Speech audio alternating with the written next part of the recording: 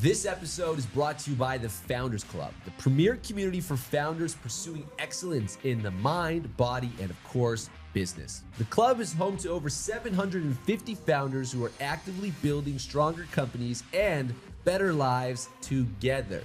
Through curated masterminds, destination retreats, and private events, members gain access to world-class insights, connections, and experiences designed to help them perform at the highest level. So the average founder in the club is doing between $5 and $50 million a year in revenue. So if you're ready to surround yourself with like-minded entrepreneurs who push you to grow and excel in every area of life, visit foundersclubofficial.com and apply to become a member today. All right, we're back with another episode. We've got an FC member here, and she not only has an incredible brand, but an incredible story. And I'm excited because if you're listening, you can hear the crinkling. I have this incredible product in front of me, which I look forward to trying. But before that, Addison, thank you for joining us on the podcast today. Thank you for having me. So excited to be here. You flew in from Dallas. Yes. Nice. To Miami. That's great commitment. So you got a really incredible story, and one that I resonate a lot with because as a former athlete myself, I find that getting serious, going into athletics, whether you go pro or not, but even like playing at the college level, you learn a lot of the habits that translate. So before we get into how you built this incredible cookie empire, let's pull back the onion a little bit, kind of pull back the curtain and learn a little bit about like where entrepreneurship started for you. So it's funny. I never, ever in a million years thought I'd become an entrepreneur. I did the lemonade stands as a child, but both my parents work in finance. So I was actually a math major in college. Wow. Business minor, and thought I'm going to work in finance in a cubicle for the rest of my life and have a stable 9 to 5, the paycheck every other Friday, and just live a very comfortable life. So once I graduated from college, I went into finance and quickly realized it was not for me, but didn't really realize that there was, entrepreneurship out there. I didn't think I was the type of person who would take that big of a risk, but I'm so glad that I am now an entrepreneur. That's so interesting. The idea of some people argue that entrepreneurs are made or entrepreneurs are born a certain way, or it's nature versus nurture. And no matter how many conversations I have, I've yet to find one clear path that's dedicated. Like if you do this, you become an entrepreneur. Maybe the lemonade stand is usually a telltale sign, but not always. I'm sure there's a lot of lemonade stands that don't become entrepreneurs. But it's interesting how you were originally gravitated towards a more quote unquote normal life in finance. Talk to me about sport, because for me, growing up playing hockey was like a really big deal. A lot of what I learned about myself, about discipline, how to deal with really shitty situations came from sport. And I often find that there's sometimes a big difference between people that grew up playing sports and maybe didn't, and more importantly, playing a team sport. So you are a D1 athlete at Maine. Yes. Talk to me a little bit about that. How important was that for you? What did you learn in that journey, just being a Division I athlete? I learned everything I know. I mean, it completely made me who I am. Growing up, my dad was a college football player, had been a college quarterback. So I basically was raised by like a D1 coach. No choice. Yeah. Right. So grew up in a very competitive, sports-driven household and played sports ever since I could walk, calendar year, the whole year. And sports completely made me who I am. It taught me discipline, hard work, how to be a teammate, how to succeed at things I'm not good at, how to become better at things I don't want to do. It taught me everything: time management, how to stay in shape, what to eat, how to fuel myself. I mean, really every part of who I am today came from playing sports. And then I was very fortunate enough to go to the University of Maine and play Division I college soccer. And I learned so much about soccer, but I learned even more about life. And there's so many, as I'm sure you know, there's so many similarities between being an athlete and being an entrepreneur. And that's something I wasn't necessarily expecting because I didn't think I'd become an entrepreneur, but I don't think I'd be on this journey if it weren't for my college soccer background. It's like we like to say on this podcast that entrepreneurship is like self-discovery, self-development, just disguised as business. And it's very similar to sport. It's like the likelihood that you know, win a gold medal like we just saw in the Olympics is pretty low, as we can see. There's only one gold medal for every, you know, sport that there is, but there's millions of athletes and the lessons are there. And there's so much in there when you go through sport that you can take with you for the rest of your life. If you think of, you know, now in, you know, sitting here as an entrepreneur, building this business, which I want to get into for people who are like, what is this business? We're going to get into it. But is there a lesson that shows up constantly for you as you build Sweet Addisons? I would say extreme discipline. I really think a lot of life comes down to discipline, and something that I've always been good at is delayed gratification. And I think a lot of business comes down to delayed gratification as well. So back when I was an athlete and then back when I was starting my business, it was knowing I had to work extremely hard in the current time, knowing it might not pay off for years down the road. And for a lot of people, that's not okay. They want to see that gratification immediately. But I think coming from a sports background, I've always been able to see you work really hard now and it's going to pay off later. So in the first year of starting Sweet Addisons, I mean, it was such a grind. It was like 18-hour days. I didn't do anything fun. I didn't see friends or family. It was just straight business all the time. But I had that discipline knowing that what I was doing was going to pay off. Wow. So you originally go into a more corporate life post-college, and then there's a moment. There's always a moment where something has to change, or at least it feels that way. Like in the moment, it's like, oh my God, I'm at the edge of this cliff. Am I going to jump or am I going to stay on it? Where was that moment for you before you decided to take this leap of faith, leave this world that, you know, you kind of grew up saying, this is where I'm going to end up, and join the crazy world of entrepreneurship? I will never forget that moment. It sticks out. I remember that it was a July 4th of 2018. So I had been working in finance for 2 years at that point, and I'd just become gluten-free the year before. And so back up, right after I graduated from college, I wanted to stay in really good shape. I had all this competitiveness and thought, well, I'm no longer a soccer player. Identity crisis. What do I do? So I started distance running. And as I was running, my legs would start to lose feeling. And I was diagnosed with something called compartment syndrome, which is a blood circulation and inflammation issue. Wow. And basically my doctor sat me down and said, get surgery on both of your legs or quit running forever. So that was a huge wake-up call. I ended up going gluten-free, and within 3 to 4 days I could run again. Wow. So that kicked off a whole health journey that I was also not expecting, because I had previously been eating fast food every week and eating whatever I wanted in college because I was an athlete and I could justify it. You just work it off. You need calories. Exactly. Yep. So became gluten-free, ran my first marathon 8 months after my doctor said I might not ever run again. And so I started doing a bunch of research about gluten-free, celiac disease, and compartment syndrome and marathon running, and really couldn't find any information out there.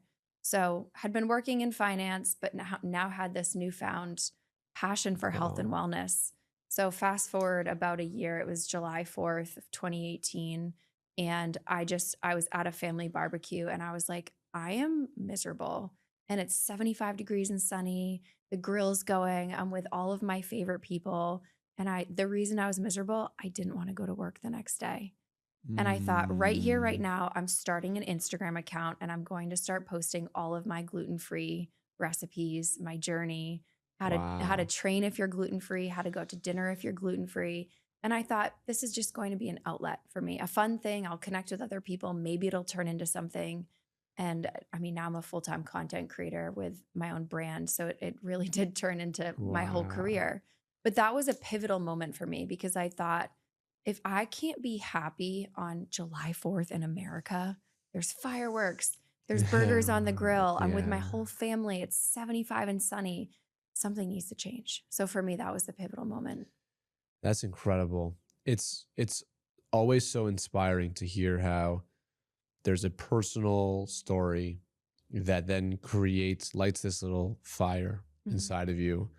And then it creates enough motivation to go out there and do good for others, which is something that is often underlooked. A lot of people, they find something really valuable, they use it, and then awesome, it works for me. I can run again. I'm happy. But you then pivoted and turned it into something that benefits many others. But I want to get into the early stages of Sweet Addisons, because I have, I think we have 11 now, 10 or 11 locations in Toronto of a kind of like a juicery called Revita. And we Reviticize, and we create all of our own smoothies and our baked goods and whatever.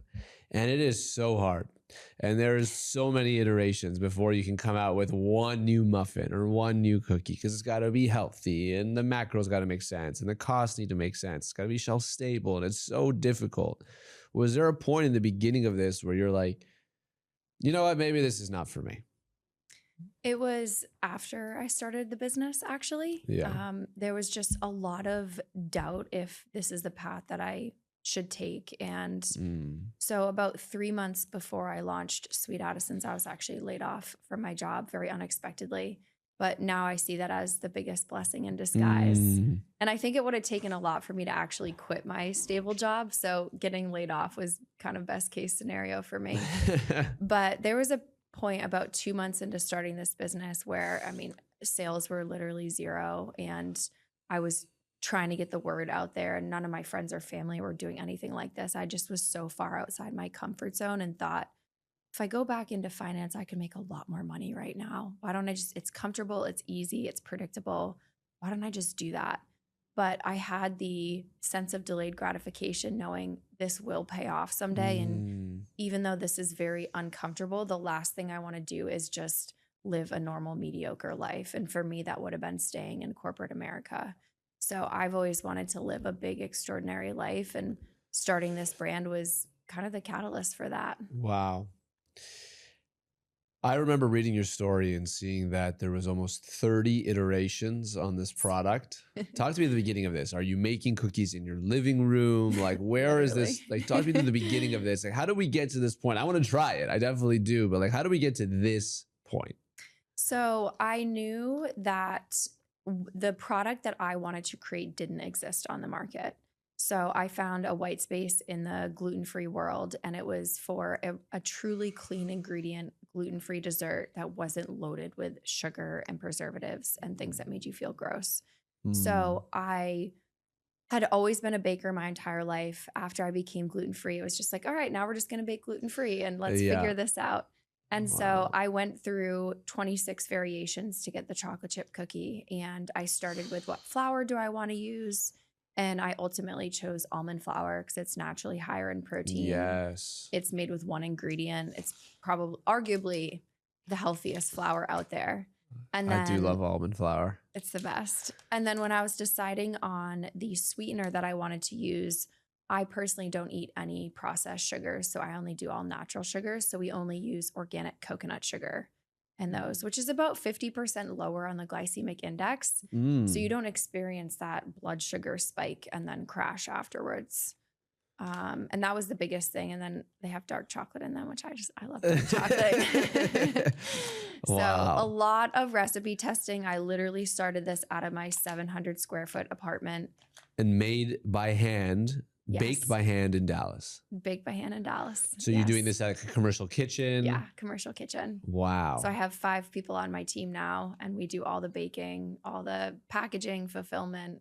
It's very hands on deck. It's a lot of hard work. For sure. So I want to get into like what your day looks like, because like I always find like these specific businesses. One of our members, Jake from Midday Squares, that they were making squares in their living room as well. Now it's like a crazy production facility with automation, and like we laugh all the time when he's like, I don't know how we got to this point. I never imagined, I just wanted to make a lot of squares. Right. In this case, it's like you're making cookies in your living room, very similar. And it's like now you've got 5 people that are operating out of a commercial kitchen, producing these cookies. I got to try one. So I see that there's 17 grams of protein. When it comes to developing this product now, are you still making it for you and for what you need? Or are you now at this point, because I find this really interesting, developing products just based on what customers are saying to you? Like, how is it went from I have a problem, let me solve it, to now other people have problems and let me see how we can solve it? I learned very early on that this business is not about me. It's about the Mm. customer. And yes, I am satisfying my own need with these, but very early on, the customers have told me what flavors they want, what desserts they Wow. want. The chocolate chip cookie was the first product that we launched This with. one? All right, So we gotta that's the open it. protein. We just came Oh, out with that oh, this last is year. new. This is, yeah, somewhat new, All right, about we're gonna 6 try months it. old. We're gonna do it. I am the cookie guy. Ned knows this. I get a cookie everywhere I go. Okay. 17 countries. I get a chocolate chip cookie everywhere we go. All right, what's the trick? Is it like the middle or just anywhere? Honestly, anywhere they're They're very so moist. soft. They're so Oh soft. my goodness. I I'm gonna love the pull the middle whole the thing out. most.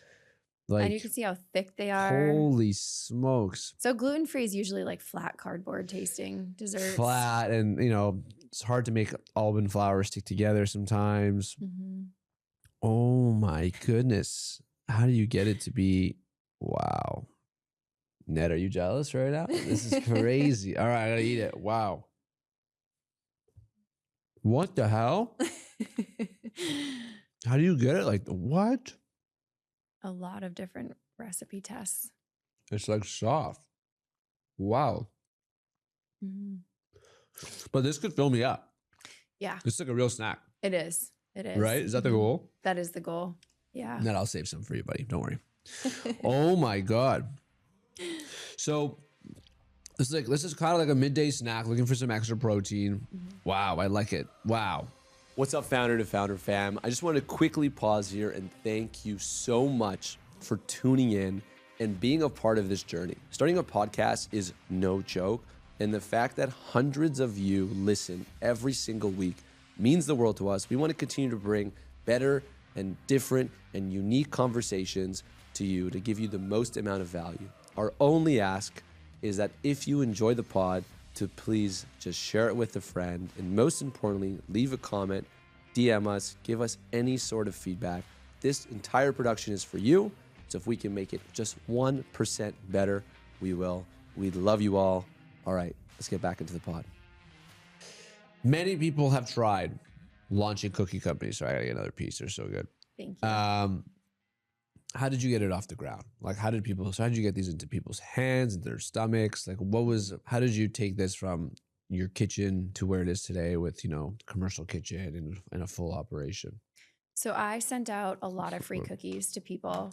Being a full-time content creator definitely gave me a leg up because I'm friends with a lot of content creators. So day one, I was sending these to my influencer friends and they were just posting on my behalf, which was really awesome. And people were buying like online? Was that Online? okay? Yeah. For the first 6 months or so, we were only online. And now still 90% of our sales are direct to consumer online. Wow. Yeah. So this year is the year that I really want to get into a national retailer like Sprouts or Whole Foods. But for the most part, it's just through our website. But sending them to influencers. And again, I really think that because I found a gap in the market, word of mouth has been huge. And as someone who's gluten-free myself, when I find good gluten-free products, I tell everybody who's gluten-free that I know about it. So Yes, the gluten-free community is there's also, like, in my opinion, from my exposure, there's like sometimes there's different levels of gluten-free, right? There's like the celiac crowd, which is like constantly restaurants are just screwing them over every single day of the week, right? Yeah, it's gluten-free and it's not, or it's not soy sauce, but it is, right. Like there's that crowd, and then there's people that just do it because it makes them feel better. Mhm. And then there's probably everyone in the middle that affects them in different ways. Right. But the community is very tight knit because specifically the celiac crowd, like life is constantly altered Mhm. by improper labeling, servers or baristas or whatever that just don't know, right? They guess, yeah, think it's gluten free, Right. right? Or dressings, that might have a little something in it. Okay, so, you know a lot about gluten-free. yeah. Those are all the culprit foods. Yeah. Our locations are all gluten free as well. Okay, I love that. So I know that there's a lot of tricks out there, Mhm. and no one will ever on purpose try to give someone gluten poisoning or whatever. But it happens a lot. It does. And that's why I think word of mouth has been so big for us because what I created really didn't exist on the market at the time. And so people were so astonished that these are gluten-free, and they're also dairy-free as well. So that's a big thing. Oh, they're also dairy free. Yeah, But are they vegan? I do have a few vegan flavors, but those ones both have eggs. That's a lot. That actually helps with the protein though. Exactly. Yes. So Vegan is not as in as it used to be. no, it's not. Neither is like keto Vegan, or yeah, all these different- keto. But a lot right of now, trends. protein is having its moment. Right. So So what's next? just more protein. Yeah? More protein desserts for sure. Yeah, it's been the Protein response for sure has is the big been- deal. It's been crazy. And that also satisfied my own need because I love to work out. I'm super active. I love to run. So having dessert that has 17 grams of protein is game changing. Wow. I want to get into the running and the health and the fitness because how it layers all into this, right? Because I always say the soulful entrepreneur, one that connects their soul to their brand, is usually on, like, it's hard to beat that person, right? It's like, this is for me. Like, it's for you and it's for me. It's for us. It's for this community. You mentioned selling exclusively online, and you're selling a consumable that it's perishable, right? Like, what's the shelf life? 30 days room temperature. That's not bad, actually. That's really good. Wow. Mhm. So even at 30 days, right? So you want to get it out the door, you want to bake them fresh, et cetera, et cetera. What are some challenges that you've seen just selling a consumable online? Like, what have you noticed as you've started to grow? Like, what is your biggest constraints? Shipping in the summer is tough when things melt and people Oh, get yeah. melted cookies on their doorstep. They just fit the package. Right. That's been a huge challenge for us. And that's something that I'm excited to figure out, especially coming into this summer. But I also think getting people to try a food product online is It's hard. an interesting concept.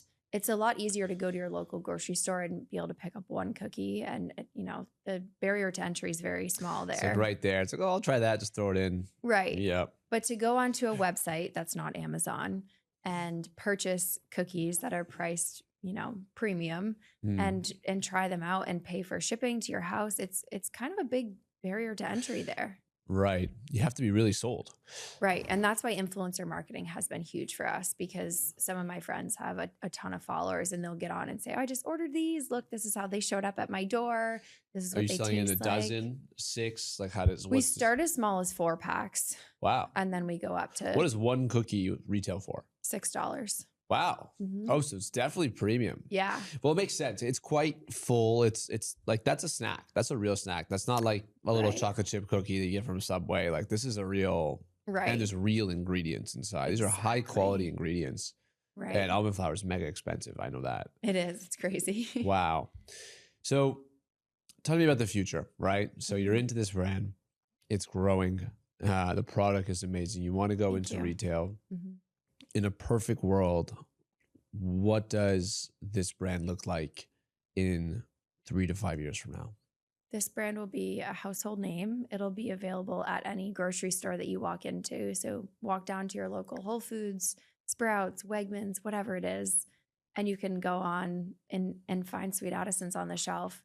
That really is my dream and my goal. I want everybody, Mhm. whether you're gluten-free, dairy-free, vegan, whatever diet you have, or you can eat everything.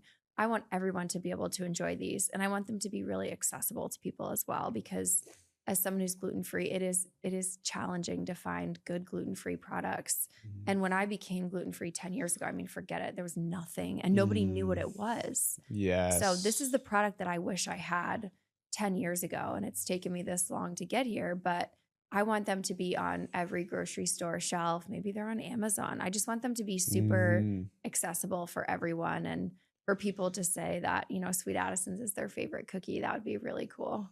That's so awesome. I love the idea of like painting the picture of what the future looks like Mm. and bringing it down to like, okay, the things we're doing today. You've brought up many times how your personal brand and the connections you've been able to make because of your personal brand have allowed you to get Sweet Addisons not only off the ground, but continually propel it forward, right? Have people with tens, hundreds, millions of followers promote your product because, well, I mean, it's an amazing product, but instead of them throwing the rate card at you or have their management come to you and be like, this is how much a post is, they love you, they have a connection with you, you guys are friends, and people can post their friends. They always do all the time.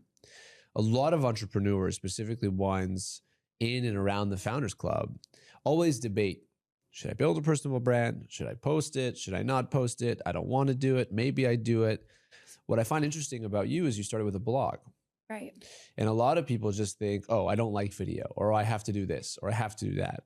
And I always say, you can do whatever you want to do. There's so many mediums out there to create your voice. Talk to me about your journey as you built your brand and what you would say to an entrepreneur that doesn't feel like they should do anything online. The brand will brand itself. My brand pretty much wouldn't exist without social media and without the personal brand that I have built. So I would encourage people to put themselves out there and start posting.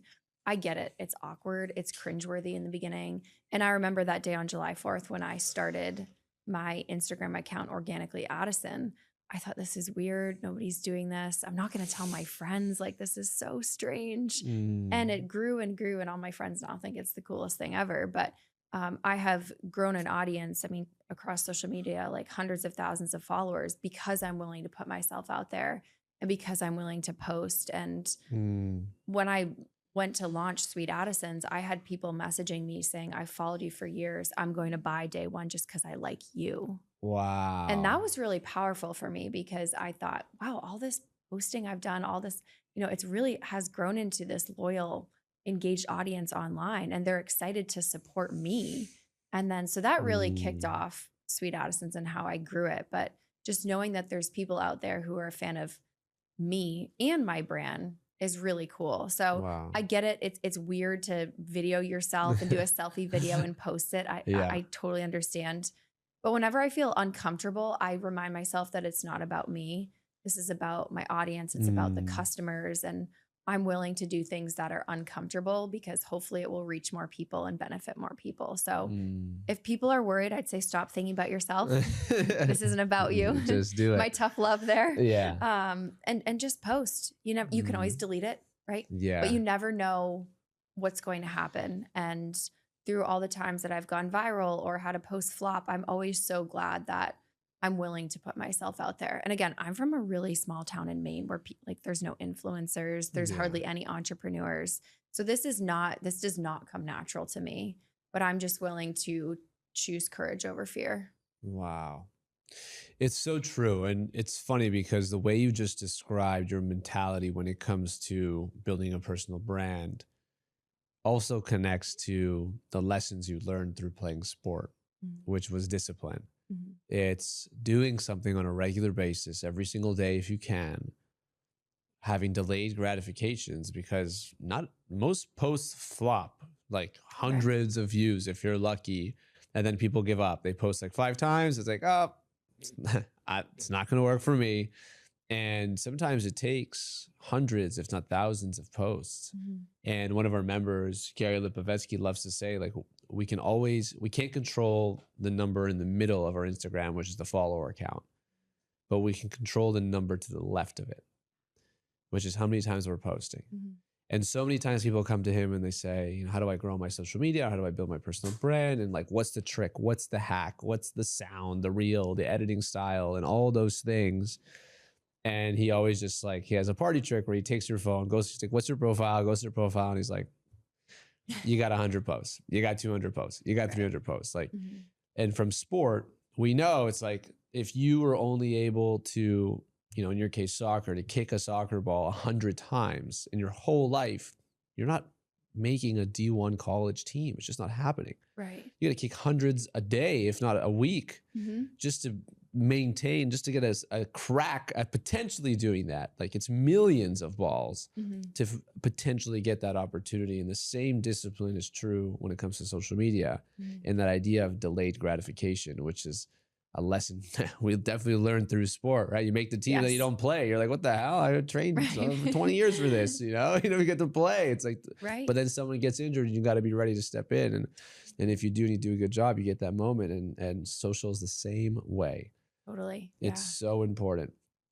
When you think about where your personal brand is going, Is it just just bringing people along for the ride? Do you have a strategy when you think about your personal brand? Like, how do you think about your personal brand as it continues to evolve alongside the business now? I view it as something that is always in motion, always evolving. So when Yeah. I started my original Instagram account, it was, oh, she's just a gluten-free girl who's out there running marathons and baking at home, and oh, this is Yeah. cute and fun. And now it's, I want to be a voice for entrepreneurs in general. Mm. And I post a lot about being a business owner and what that's like, but I also post a lot about marathon training and all the running that I do. And I want to become someone who's, on panels and who's speaking and who's talking about all these things and not just someone who's Hmm. at home baking. Thought So, leadership. yeah, Yeah. so my personal brand has evolved as I've evolved as a person. And again, what started very innocently as just a creative outlet has turned into my whole career and my passion. So it's been really cool to watch Mm. how I've grown, how the brand has grown, and also how my audience has grown. Because again, it used Mm. to be like, oh, I followed you for years and always admired what you were baking at Yeah. home. And now it's, I'm going to tell everyone I know about your business because Wow. I love the product. I love you. It's just been really cool to see that whole evolution. Wow. Are you still baking sometimes or I do. I still yeah? bake at home. I do a lot of content, Yeah. especially for Organically Addison, just continuing to put out those gluten-free recipes for people. And I've gone viral a bunch recently, which has been Yeah. really What's like your fun. most viral video? I posted sweet potato brownies about 2 weeks ago. Those have 8 million views on Instagram. Wow. Like a recipe to how to make sweet potato Yeah. It's brownies. like 5 ingredients. It's super easy, healthy. Really? And they have like 2 or 3 million views on TikTok. So we're talking like 10 million views on those, Wow. which is, I mean, again, mind blowing. Like I'm from a town of 12,000 people where Yeah. everybody It's knows like everybody. 1/3 of Canada Yeah.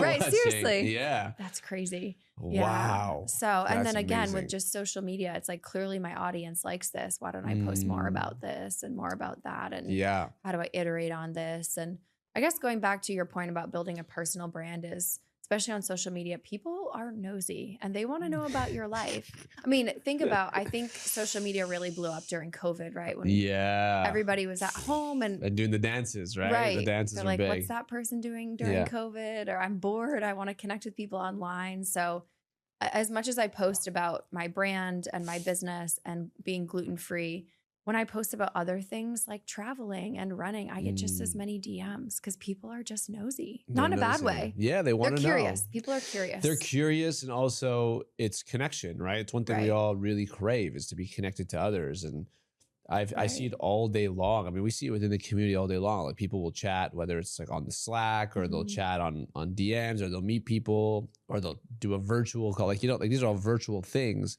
Right. And then we see them meet together for the first time. And like either it's at an event or at a mastermind or at the forum, which is next week in LA. Um, and it's like they've been best friends their whole life. And it's Right. like, you don't even know each other yet. Like you spoke for 2 minutes or you see his little picture in the Right. Slack, or you Right. read his bio and it's Right. like best friends, Mhm. and it's crazy to think about it that way, but it's meaningful because oftentimes, someone will meet you after following you for so long. And although you maybe haven't followed them, they feel like they've known you forever. Right. And I've started to get noticed in public, or I should say recognized. Yeah. And I mean, it's honestly mind blowing, again, coming from a small town, especially when I'm not in Dallas. Like I got Yeah. recognized a few times in New York City recently. And I was like, Wow. wow, this all started because I had this scary health diagnosis.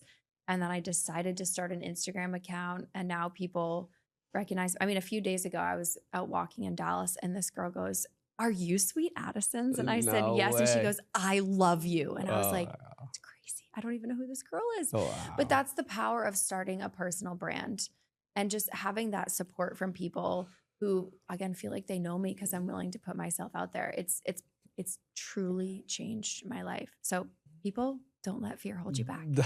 Put yourself out there. Life is too short. It's too short. Just do it. So Yeah. you mentioned running. Yes. And it's a big part of your life. Mhm. I mean, you run a lot in soccer too, but you Mhm. also were told that you were no longer able to run or you should no longer run.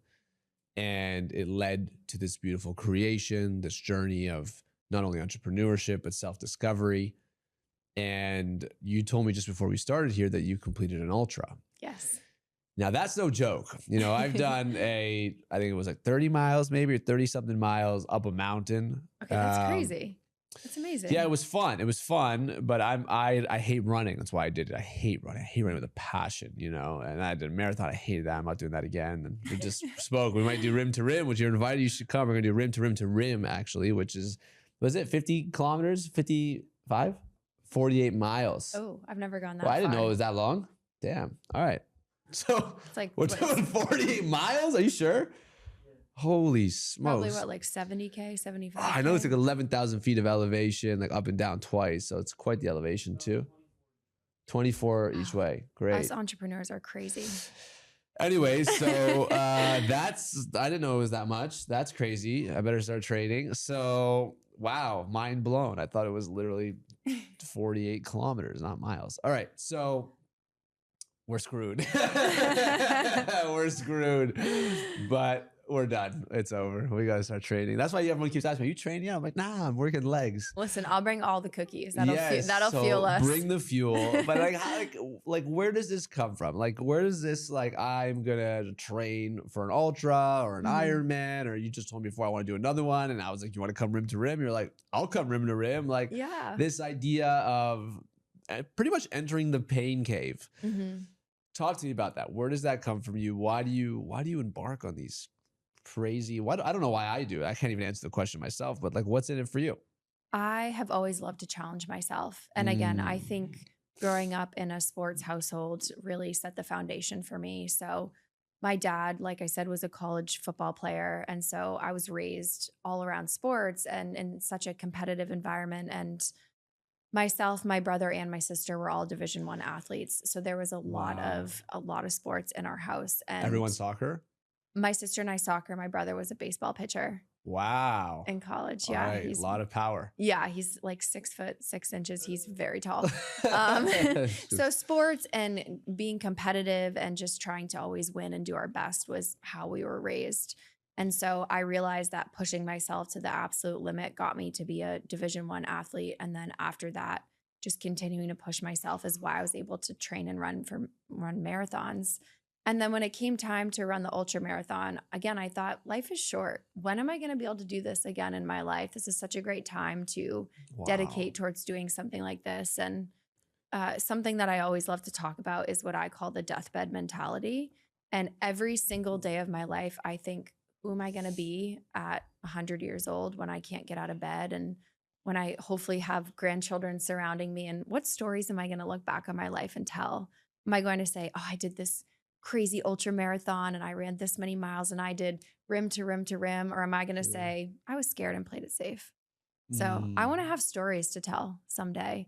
And I always want different things each year to mark my life. I know Jesse Itzler talks all the time about the Misogi. Yeah. And what crazy idea am I going to have this year? So maybe this year it's the rim to rim to rim. I also really want to run a 50-mile race at some point. This is close. It's 48. I know. You can do an extra 2 miles in the parking lot if you want at the end and just get the 50. Right. I mean, we'll probably do, if we track it, we'll probably get 50. Yeah, probably. Yeah, we'll probably get 50. Wow. Yeah. For sure, we're getting over 50. Yeah, I've just always, honestly, it's how I'm wired. I love to challenge myself, but I also love to scare myself a little bit. Like, what goals and challenges can I do that seem impossible? And then I do them. And for me, it leads to a boost in confidence. And it's always such a great memory. Yeah, those moments, and like for people listening that are like, oh, I'm so not interested in that, or that sounds crazy, or I'm not in the right shape, or whatever limiting belief we might impose onto this idea. What it really is, it's, for me, it's preparation for a hard time. That's really what this all is, because a bad day is coming. Guaranteed, a bad day for your business, a bad day for your health, a bad day for someone you love. It's just coming. It's inevitable. That's just the way life is. We can't all just freeze this amazing moment in time, if it is amazing for you, and then just never let it go. Right. We love that. But unfortunately, the only thing that's guaranteed is change, because time continues. Time is undefeated. No one's ever beat time. No one ever will beat time. But the best way to give time a run for its money is to fill that time with things that fill you up, that challenge you, Mhm. that make you, so that, like you said, when you get to the end of your road, it's something you look back on. You have a lot of good stories. Right. You have a lot of boxes checked. You did all the things you wanted to do, whether they worked out or they didn't, you did them. Right. And that's all we can really ask for. So it's one of those things where it's like, if today's a good day, which it seems like it is so far, if today's a good day, then why don't we take advantage of it? Why don't Mhm. we take one step forward and prepare ourselves for a bad day? And that's why, although I hate running, which is reasons why I've ran marathons and done things like that, and why we're going to do rim to rim and rim to rim to rim, is because we're just prepping ourselves for when life won't be this good. And Exactly. hopefully life won't be this good at 103 when we're like, ah, wow, that was a good run. Like, hopefully that's the bad, Right. but it's guaranteed that a bad day is coming. Mhm. And why not really lean into the good days? Right. And I would argue that all these crazy things that I've done, like running an ultra marathon and potentially doing rim trim trim, is really training my mind more than anything. And Mm. it's training my mind to complete things that seem so challenging and so difficult, because once I do, I kind of feel invincible. I Wow. think that's such a great, running the ultra is such a great experience that I can call back upon when I need to. When I have a challenging day, I think I've done things that are way harder than this. I've run an ultra marathon. I was a Division I college soccer player. Like, those are really hard things, Mm. and I've done them, and I've come out the other side stronger and better for it. So when I have those challenging days, it's such a great reminder that I can do this. I've done this before. I've Mm. done things, in fact, that are way more difficult. And Yes. especially in the early days of Sweet Addison's, I thought back to those college soccer days and those 6 a.m. practices when it's 0 degrees Yeah, outside, it's because freezing. I don't know why we're they in do that. Maine, when we're Oh, shoveling the soccer field because there's so much snow, and just oh, coaches screaming at us to get on the line and sprint. And yeah, warm up. right, exactly. So having those, borderline traumatic experiences has really, it's really toughened me up, and it's really trained my mind to get through hard things. So that's essentially why I do these crazy races. Oh, I love it. I want to go back in time a little bit, if you Mhm. allow. And I want to go a little bit into your childhood, Okay. because what you're describing is such a hard coded, ingrained mentality that you have, a level of resilience, which I know when you grow up in a household with, a D1 dad who loves sports, and with two brothers. I had four brothers in my house, so we got a lot of boys. And there's a lot of competition, but there's also this just silent mentality that just gets created. Talk to me about the way you grew up and how that's shaped you into who you are today. It's shaped so much about me. I feel like I'm really the perfect mix between my mom and my dad, and my childhood was very happy. My mom and my dad worked very hard to give us three kids an awesome life, and I have one brother, one sister. I'm the oldest. Oh, I said too. Oh, It's okay. oh, Yeah. your brother is. Oh, yeah, and your sister also played U1, also Yes. soccer. Yes. Correct. Also at Yes. Maine. She and I had the same coach. Really, but Yeah. different time. Different time. Yeah. We had no overlap. Oh, that sucks.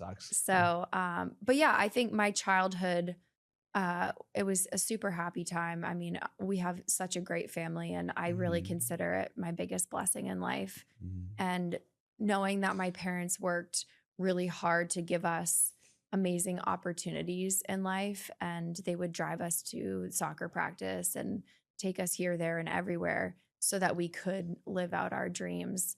I think they gave us the resources and opportunities to pursue these dreams and these passions of ours. Mm. But they also, there was a lot of tough love growing up. And if you wanted to figure out something, okay, figure it out. If I asked a question, okay, Google it. Why don't you learn how to do this on your own? And so they really made me into a very independent person. And I think, again, that's really great for entrepreneurship, because as an entrepreneur, at the end of the day, you really only can rely on yourself, and you have to have Mm. that sense of independence. And growing up, I was always the kid in the group who did the whole project myself. I loved having one of you in my group. Yeah. It was I the was like, best. I can't rely on anyone. I want to get an Yeah. A on this. I'm just going to do the whole thing. Yeah. And that was always me. So it's funny when I look back on my life, there are certain things that indicate that I might become an entrepreneur. I've always liked to do things my own way and don't really listen to how things are done normally. I've always Right. challenged the status quo. But yeah, childhood was great. Living in a small town, I wouldn't change it. I don't think I would do that for my future kids, but it was a really tight knit community where like Friday Night Lights, everybody came out for the football games and everybody Yeah. supported everybody. And if Yeah. you were in the newspaper that week, everybody around town was Yeah. saying something. And That's like a movie. right, yeah, like a Wow. little Hallmark town. Yeah. But it was a really great childhood. I feel very fortunate for that. That's awesome. Yeah. It seems really Mhm. fun. So you moved to Dallas. I did, yes. What inspired that? So it was during COVID. I was working in finance and, suddenly was working from home just like everybody else. Right. I was still living with my parents in Maine at the time. And suddenly I could see everybody around me, not necessarily in my home, but everybody in society started living in fear. And I was like, wow, suddenly people's whole personalities have changed and people aren't really living. They're staying at home. And again, some of it Mm. was definitely warranted and justified. But it was a really big wake-up call for me because I thought, what would my life look like if I completely stopped living in fear? And I thought, would I really live in this small town? I was in my mid-20s and Mm. I thought, what if there's more out there for me? At the time, I just had Organically Addison, my influencer account and my blog. And I thought, there's not as many opportunities in this small town. And all the while, I was talking to my best friend on the phone every day. I'd go out for a walk, she'd be out for a walk, and we'd talk for like an hour. Mm. And she and her husband were living in Dallas at the time because he played for the Dallas Stars. Oh, amazing. And so she said, when the 2021 hockey season starts back up, why don't you just come live with us for a few months down here in Dallas? We can get you into the games. It's really fun, great weather, great food. You can just work from here. And so that was the whole plan was I'm going to Wow. go there for a couple months. I'll just move back home. It'll just be a Right. couple month long stay, but I'll go to the games. I'll work remotely. And so right before the 2021 season, he got traded to the Edmonton Oilers. Oh. And I thought, I'm not going to Edmonton. I'm not going to Edmonton. But I was so excited to go to Dallas. And so I said, okay, I'm going to take a leap of faith and I'm just going to move on my own. I'm going to sign a 12-month lease and I'm going to move my stuff from Maine to Dallas. And I'm really going to Wow. give this a go. And I had this feeling of there's more out there for me than this small town. And again, I love my hometown.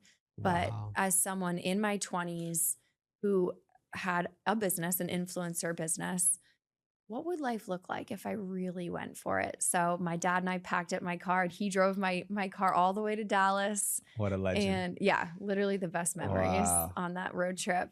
And I've been there for 4 years and I'm not leaving. I love Dallas. And it really made me the best version of myself because suddenly, literally, I threw my comfort zone out the window. And I was in a city where I didn't know a single person. I had no history. Whereas coming from my small town in Maine, everybody knew me because I lived there my whole life. My dad had grown up there. My grandfather had grown up there. Everybody knew us. And so Mm. I moved to this huge, rapidly growing city. And I thought, if I'm going to live this far from my family, I'm going to make it worth it. I'm going to meet as many Wow. people as I can, have as many new experiences as I can, join as many professional networking groups as I can, run clubs, everything like that. And I said, I'm just going to make it worth it. And it has been the best decision ever. I love Dallas. That is amazing. Thank you. Wow. And the rest of your family is still in Maine? Brothers in Boston, but my parents and my sister are in Maine. Has that been hard? It's been easier than I expected because I talk to them on the phone at least once a day. We're FaceTiming, chatting. Right. So we're still very, very connected.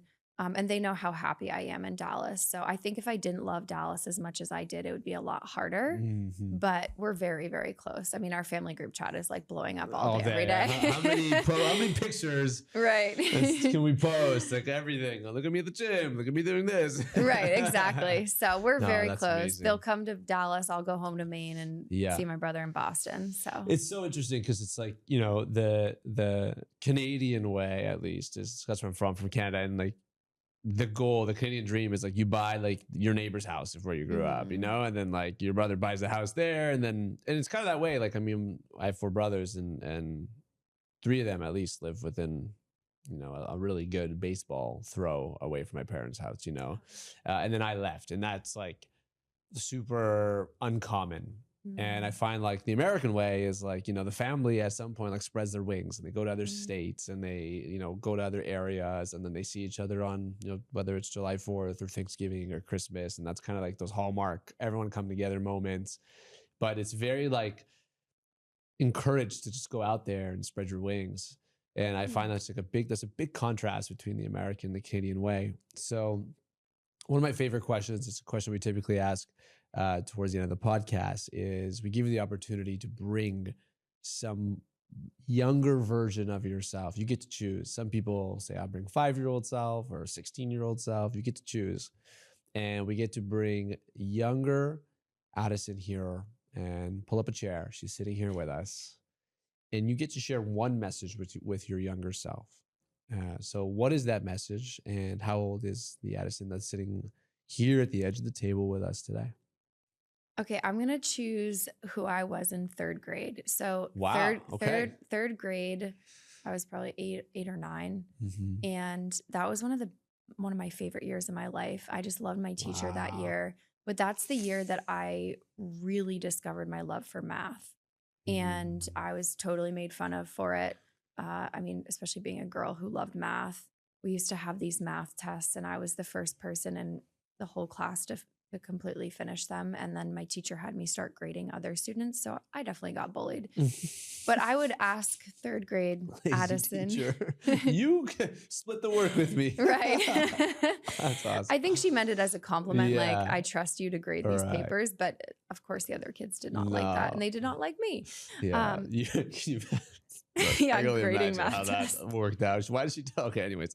Yes, so you're grading your And friends. she was my favorite teacher ever. I Of loved course, her. yeah. But I would invite third grade Addison up here and I would say, I'm so proud of you. Mm. I am so proud of you and the person that you've become. And I would also say, you have no idea what your life is going to become. You have no idea what's in Mm. store. It's going to be bigger and better and grander and more extraordinary than you can ever imagine. So don't ever dull your dreams. Dream big, Mm. and don't ever forget that little hometown where you came from and what lights your soul on fire. But the biggest message I would say is, I'm so proud of you. Mm.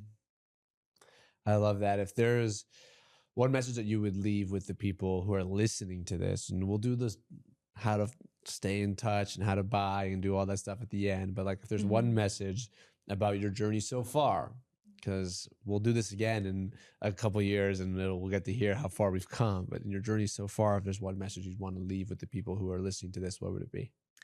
Stop letting fear hold you back. Fear kills more dreams than anything else. I am so thankful that I have chosen faith and courage over fear. And I used to tell myself the goal is to be fearless. But if there's no fear in your life, you're living way too comfortably. There should be fear. I'm terrified most days, but I choose to have faith that things will work out.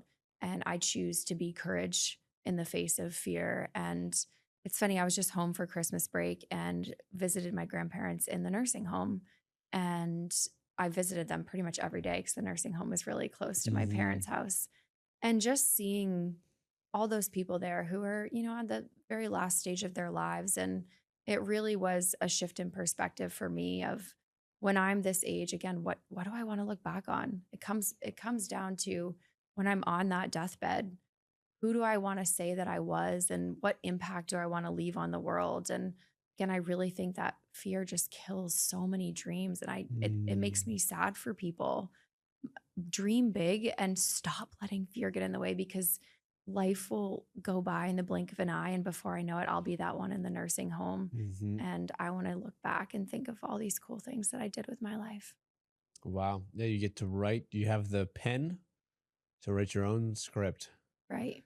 And although time does not write the script for you, but it certainly takes the ink out of the pen. Mm, And that's a very interesting perspective. A good mentor of mine always says, if you ever want to learn something, just go visit a nursing home. I couldn't agree more. And you learn very quickly Hmm. um, what happens and what it's like to just be able to do things. Hmm. And another mentor of mine, I think he's in his mid 80s now. I'm going to say 85. He's probably somewhere between 80 and 90, but closer to 90. And he, will talk to me about business, and we'll have an idea, or I'll have an idea, or he has an idea, or whatever. And he'll say, you see? And he'll stop me, and I'll be like, I see what? Like, this is a good idea or not a good idea? Would you do it? Like, I'll bring him an investment or something like that. And he'll say, your eyes light up because you're trying to see the future of this idea. He's like, I don't have that anymore. And I was like, of course you do. You got lots of energy. Like, you're super sharp. Like, you're nowhere near a 9-year-old. Like, he's very sharp. He moves well. He thinks well. He reads every day. He writes. He's like, no, you don't understand. Like, I don't have 10 years to build a business. It's just not available to me. Right. And that perspective like changes everything, because in between the years, he can do it. Right. Like, he's so sharp. He's got so much wisdom, but he knows what it takes to build a business. And those days are behind him. And it's like torture for him, because he's like, all I want to do is do this thing I can't do. And it provides a tremendous amount of perspective to a lot of people when they have ideas, or they want to post or build a business or take that leap of faith. Think about, there will be a time in your life where you literally can't. Right. And now you can. Right. And what a shame it will be to get to that point and having not taken advantage of that time. He certainly has, but it never ends. It never ends. And that perspective will change everything when you're looking at someone that has all of the tools, but not enough time to build them. Right. Maybe AI speeds it up for us, or elongates our life significantly. Hopefully it does. But either way, I mean, if we eat healthy, we put the right things in our body, but either way, it's important to understand that if you're in your youth, that's your youth. Yeah. And if you are middle-aged, that's your middle age. And if you're older, you're older. And if you're elderly, you're elderly. Right. And there's only so much we can do about that. And understand the season of life that you're in. I think that's a big takeaway for the people that listen to this podcast. One of the biggest takeaways is to understand the season in your life that you're in, and to take full advantage of it, and understand how discipline pays off in so many more ways. What is one way people can connect with you? I mean, there's a lot of members that listen to this, so hit up Addison in the Slack. But for all the people who are not members, they just want to maybe buy some cookies, or get in touch with you, or follow along, or get the recipe to these sweet potato brownies if they haven't seen it, because a lot of people have. What's the best way to connect? So for Sweet Addisons, it is just sweetaddisons.com. We ship nationwide, all 50 states, hopefully coming to Canada soon. Let's go. And we're put them in the juice stores. That's a great idea. There you go. I love that. You see? Doing business on a podcast. There you go. Just ship them to let's go. Right. And we're sweet.addisons on Instagram and TikTok. And then for Organically Addison, which is just my blog and all my gluten-free recipes, at Organically Addison on Instagram, TikTok. And those recipes are all on organicallyaddison.com. Addison, thank you so much for flying in, for doing this. It's not too hard to convince people to come to Miami because it's super sunny, but Dallas also has good weather. So for everyone else, it's like hard, easy to get them to come here, but Dallas is great. Thank you for showing up fully, for sharing your story and bringing these amazing cookies.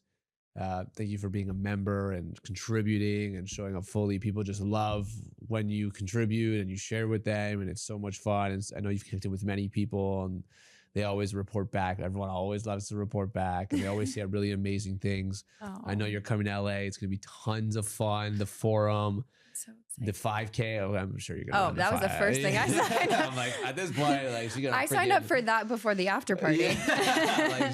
I'll be there front and center. Yeah, it's going to be a good one. We've got I think there's like almost 200 people for that 5K, which is nuts. Awesome. Yeah. See, that's 200 founders running through LA. I mean, that's powerful. Are we getting a drone? We should get a drone. Oh, we need a drone. Yeah, we're getting a drone. So and I just want to say thank you. Thank you for having me, inviting me. But thank you for starting Founders Club. It has truly changed my life.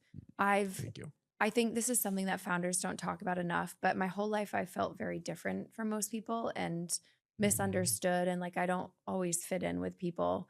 But being in a group of over 1,000 entrepreneurs, I feel like I found my people, and they not only understand me, but they support me and they champion me and cheer for me. And I feel like I really fit in and I'm not different. So thank you for starting something that was so needed in my life and so many others' lives. And I'm not just saying this because we're on a podcast. Like I tell everybody about the Founders No, Club. I appreciate it. you. And, you know, if I were to close my eyes and it would be like I was hearing myself in a way, very similar to the journey of Sweet Addison's. Like it just came from my own journey of feeling alone, misunderstood.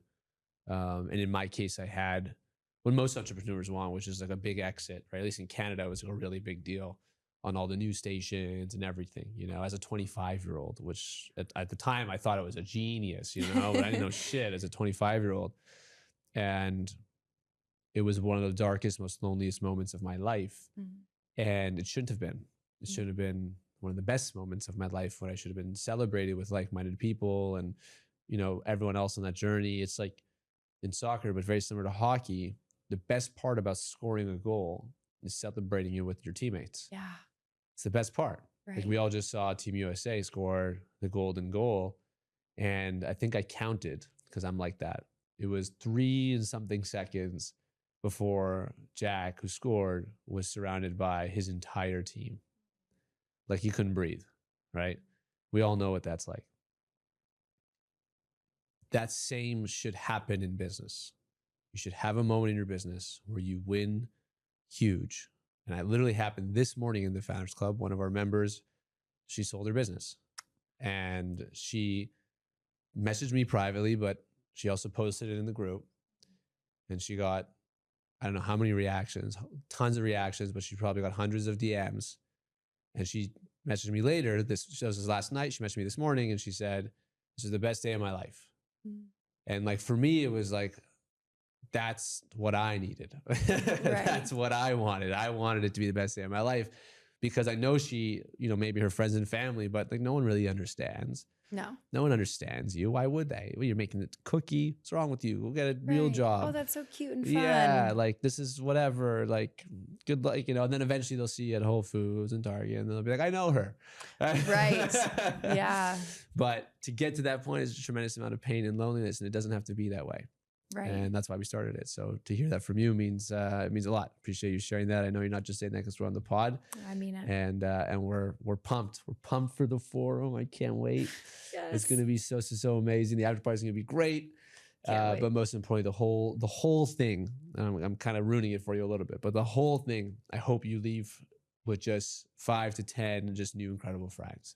Oh, that's what we tell people. Like the programming is amazing, it's fun, and the venue and everything is going to be amazing. But the most amazing part is what we've done to curate the people. It's the people. It's all about the people. Right. Well, this was way more fun. I don't want to say than usual because everyone else would be mad, but I had a lot of fun. I did too. I had a lot of fun. Thank you for joining. Thank you for bringing these cookies. Ned is like he's freaking out over there, so we'll end the pod and let him try it. You gotta try the brownie too. Oh, I gotta try both. Oh my God, here we go. This one's like almost heavier, I think. Yeah. Oh my God. Well, that's it. That's a wrap. Episode what? 50? Maybe. Oh, that's a All good right, number. that's a wrap. Boom. Thank you for tuning in to another episode of the Founder to Founder podcast. And I have one favor, just one favor to ask. It's the only favor I'll ever ask from you. And if you liked what you listened to please like, subscribe, and please just leave a comment. Let us know what you think, how we can make it better. We are all in on delivering value to you. And all we ask in return is that you hit that subscribe. It goes a long way for what we're trying to build here. And as always, we post an episode every single Wednesday. So stay tuned and thank you for tuning in.